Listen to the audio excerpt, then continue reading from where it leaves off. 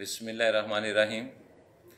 मैं इम्तियाज़ राबी नाला सियालकोट तो जिहड़ा नैट के उत्ते राणा साहब दे और वड़ैच साहब के दरम्यान जिहड़ा कोई तनाव पैदा होया दा और दो तरफा लो कोई नज़ेबा लफज एक दूजे नूं गाली गलोच हो रहा है, नहायत ही गैर मुनासब है।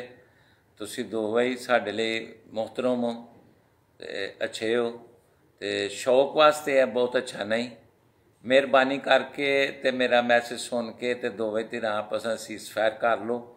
सुबह असीं तुहाडे नाल राबता करके ते इंशाअल्लाह तुहाडा जिहड़ा भी कोई मसला है वो हल कर देंगे। तो बराए मेहरबानी कोई भी हूँ कोई मैसेज वगैरह एक दूसरे ते ना चाड़ो ताकि वो अच्छे तरीके दे नाल जिहड़ा ना सॉल्व हो जाएगा। अगर कोई मसला किसी को कोई गलत फहमी हुई है या कोई मसला होया तो इंशाअल्लाह सुबह दूर कर दिता जाएगा। बड़ी मेहरबानी, बहुत शुक्रिया।